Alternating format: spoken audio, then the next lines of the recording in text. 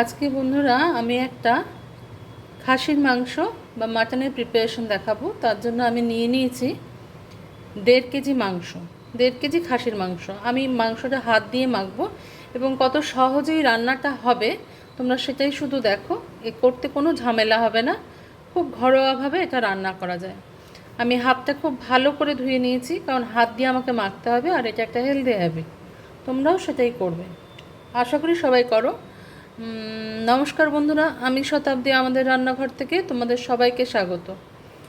আর তোমরা যারা সাবস্ক্রাইব করেছো, আমার পাশে রয়েছো, তাদেরকে অনেক ধন্যবাদ।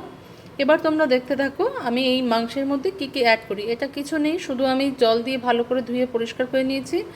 এবার আমি এক এক করে জিনিস এর মধ্যে অ্যাড করে দেবো। দেখো, একটা টমেটো কুচিয়ে নিয়েছি, সেটাকে স্লাইস করে আমি এর মধ্যে দিয়ে দিলাম। দিয়ে দেবো 1 বাটি ছোটো পেঁয়াজ। তোমরা চাইলে বড় পেঁয়াজও 4 টুকরো করে দিতে পারো, রান্নার কোনো ঝামেলা নেই, তবে ছোটো পেঁয়াজ পেলে আরও ভালো হবে রান্নাটা। দিয়ে দেবো 1 বাটি টক দই।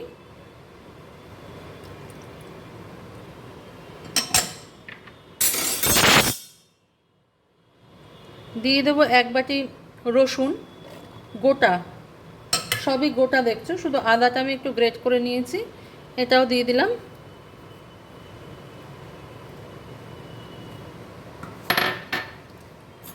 দিয়ে দেবো হিং, খুব বেশি দিতে হবে না, অল্প দিলেই হবে, বা যার যেরকম মাংসের পরিমাণ সেই অনুযায়ী দেবে। দিয়ে দেবো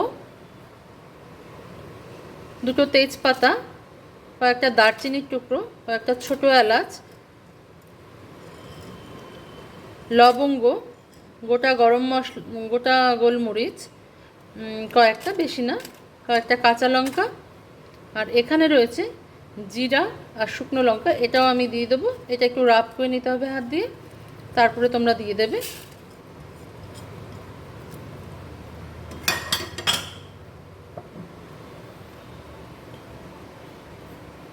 দিয়ে দেবো ধনে গুঁড়ো 2 চামচ,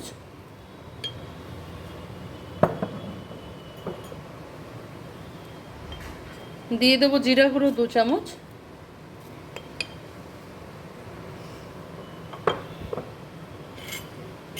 দিয়ে দেবো হলুদ গুঁড়ো বড় 1 চামচ,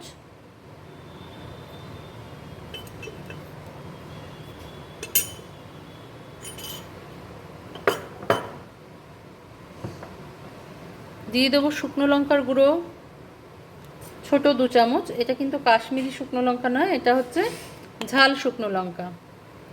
আর দিয়ে দেবো গরম মশলা গুঁড়ো 1 চামচ। ঠিক আছে, এবার আমি দিয়ে দেবো 1 চামচ ঘি। ঘিটা ঘরে তৈরি হলে ভালো হয়, তোমাদের আগের দিন দেখিয়েছি আমি ঘি কী করে তৈরি করবে ঘরে, তাছাড়া অনেকে জানো। আচ্ছা, দিয়ে দেবো এবার সর্ষের তেল।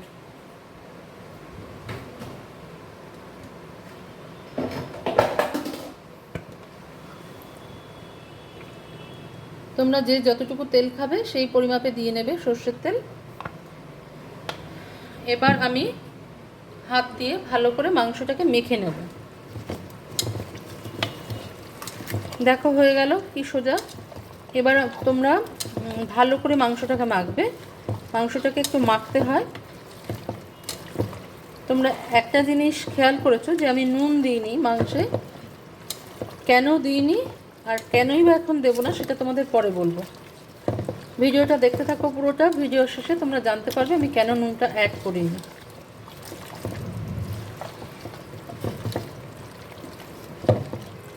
এই মাংসটা করা খুবই সোজা, খুব বেশি ঝামেলা করতে হয় না, চটজলদি রান্নাও হয়ে যাবে।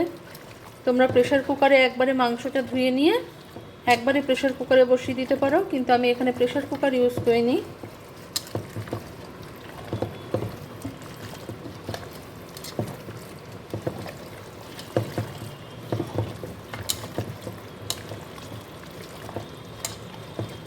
এটার নাম হচ্ছে দম মাটন।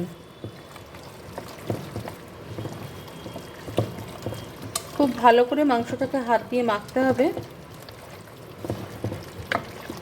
হাড় শুদ্ধ মাটন নেবে, তাহলে খেতে বেশি টেস্ট লাগবে।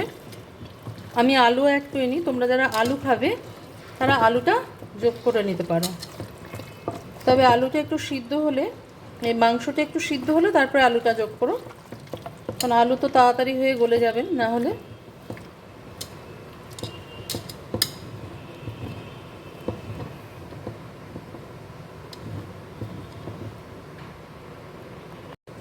বন্ধুরা, আমি মাংসটা মেখে নিয়েছি। এবার আমি করব কি, এর মধ্যে আরেকটু কাঁচা সর্ষের তেল ছড়িয়ে দেবো।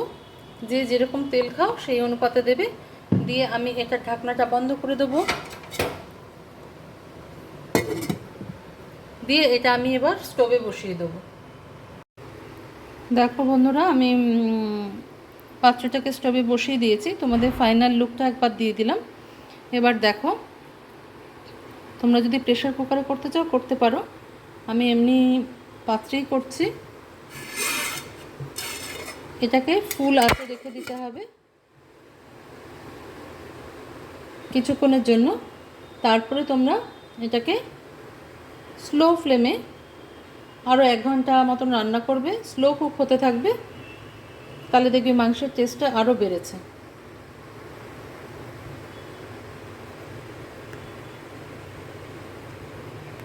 দেখো বন্ধুরা, আমি এই ধরনের একটা পাত্রে বসিয়েছি।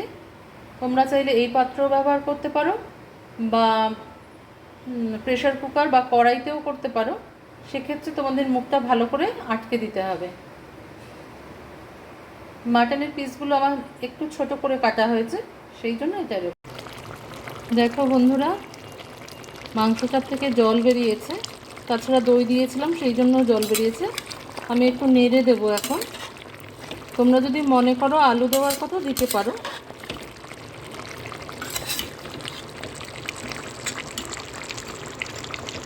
এটা এরকমভাবেই সিদ্ধ হয়ে যাবে। আরেকটা কথা হচ্ছে যে যারা এখনও খাসির মাংস রান্না করতে ভয় পাচ্ছ খাটনির জন্য, তারা চটজলদি রেঁধে ফেলতে পারবে। তাহলে আজকেই নিয়ে আসো, নিয়ে এসে রান্না করে ফেলো, আর খেয়ে তারপরে আমাকে কমেন্টে জানাও যে কেমন লাগলো। দেখো রঙটা কি সুন্দর এসছে, আস্তে আস্তে তেল ছাড়ছে। আশা করি তোমরা সবাই ভালো আছো, সুস্থ আছো। তো মাংসটা হতে থাক, এখনও সিদ্ধ হয়নি ঠিক মতন। খাসির মাংস সিদ্ধ হতে একটু সময় লাগে। তো এটাকে লো ফ্লেমে তোমরা বসিয়ে রাখো আরও কিছুক্ষণ, প্রায় 1 ঘন্টা মতন হলেই মনে হয় হয়ে যাবে। 45 মিনিট 1 ঘন্টা। ফিরে আসছি আমি আবার 45 মিনিট বাদে। বন্ধুরা, অবশ্যই তোমরা কিন্তু ছোট পেঁয়াজ বাজার থেকে নিয়ে এসে করলে টেস্টটা বেশি ভালো হবে। যদি না পাও তো বড় পেঁয়াজই 4 ফালি করে দিয়ে দেবে। দেখো বন্ধুরা, আমি 45 মিনিট পর ফিরে এসেছি। মাংসটা এখন এই পজিশনে রয়েছে, এর গা দিয়ে তেল বেরিয়ে গেছে। এবার আমি এই মাংসটার মধ্যে একটু গরম জল ঢেলে দেবো, ফুটন্ত গরম জল, যাতে মাংসটা আর একটু তাড়াতাড়ি সিদ্ধ হয়ে যায়। মাংসটা এখনও সিদ্ধ হয়নি, কিছুটা হয়েছে। এবার আমি এর মধ্যে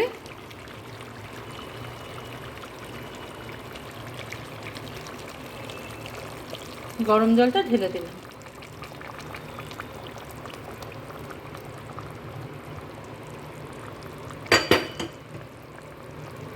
এভাবে আমি আরও 45 মিনিট রেখে দেবো। রেখে দিয়ে তারপরে তোমাদের কাছে ফিরে আসবো। তোমরা একবার চেষ্টা করে দেখো, আমার পাশে থেকো, সাবস্ক্রাইব করো, ভালো লাগলে শেয়ার করো, লাইক করো। দেখ কীরকম হয়েছে।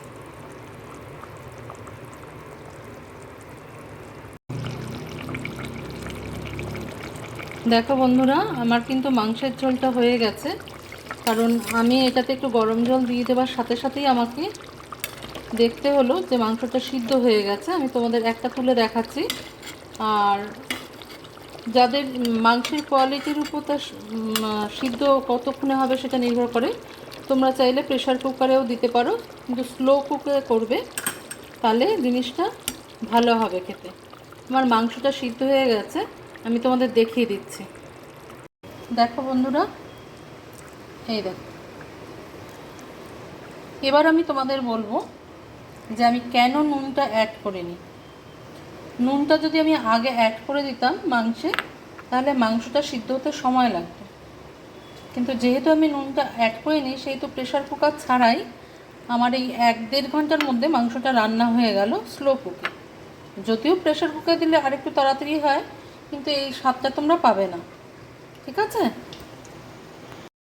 এবার আমি এই নুনটা অ্যাড করে দেবো। নুনটা যে যার স্বাদ অনুযায়ী দেবে।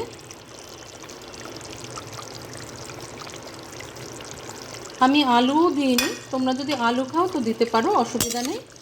সেক্ষেত্রে আলুটা পরে একটু দেবে, মাংসটা সিদ্ধ হয়ে যাবার কিছুক্ষণ বাদে, আধা সিদ্ধ হলে তারপর তোমরা আলুটা অ্যাড করে দিতে পারো। আশা করি তোমাদের রান্নাটা ভালো লাগবে, একবার এনে করে খেয়ে দেখো, খুবই সুন্দর হয় খেতে। তোমরা চাইলে এইটুকু ঝোলও রাখতে পারো, আর যারা একটু শুকনো খেতে পছন্দ করো তারা শুকিয়ে নিতে পারো ঝোলটা আরেকটু। তবে আমি এখন মাংসটা বন্ধ করে দেবো, এটা হয়ে গেছে। রেসিপিটা কেমন লাগলো অবশ্যই জানিও। সাবস্ক্রাইব করো, সাবস্ক্রাইব করবার অনুরোধ রইল। ভিডিওটা মন দিয়ে দেখার জন্য অসংখ্য ধন্যবাদ। ফিরে আসবো আরেকটা নতুন কিছু নিয়ে পরের দিন। ঠিক আছে, ততক্ষণ পর্যন্ত তোমরা সবাই ভালো থেকো, সুস্থ থেকো। Thank you.